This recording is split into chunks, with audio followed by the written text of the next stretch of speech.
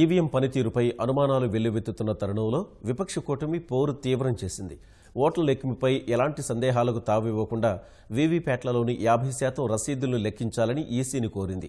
ఈ మేరకు 23 పార్టీల ప్రతినిధులు ఎన్నికల సంఘానికి ముక్తకంఠంతో డిమాండ్ వినిపించారు. అన్ని అంశాలను పరిశీలించి 2 రోజుల్లో నిర్ణయం వెల్లడిస్తామని ఈసీ హామీ ఇచ్చినట్లు కూటమి నేతలు చెప్పారు.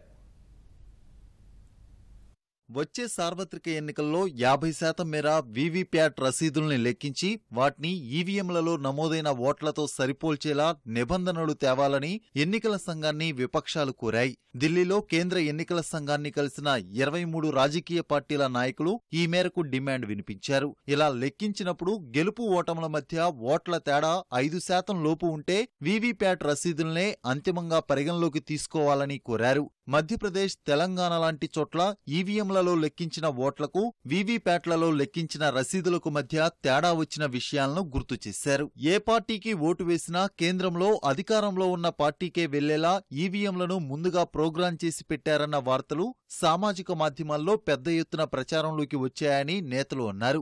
ఇలాంటి అనుమానాస్పద పరిస్థితులు ఈవీఎంల విశ్వసనీయతతో పాటు ఎన్నికల నిర్వహణ తీరుపై పూర్తి అపనమ్మకాన్ని కలిగిస్తున్నాయని ఆందోళన వ్యక్తం చేశారు.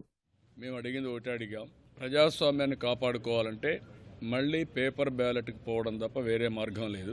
అది పోయేదానికి సమయం లేదు కాబట్టి 50% వీవీప్యాట్లని ర్యాండమ్ కింద తీసుకొని కౌంట్ చేయాలని చెప్పాం. ఇది సబబైన డిమాండ్, ఇది న్యాయసమ్మతమైన డిమాండ్. దీనికి ఖర్చు లేదు, దీనివల్ల శ్రమ కూడా లేదు. అన్నీ వస్తాయి, వీవీప్యాట్లో వస్తాయి. వచ్చింది 1 గంట 2 గంటలు ఎక్కువ అవుతుంది.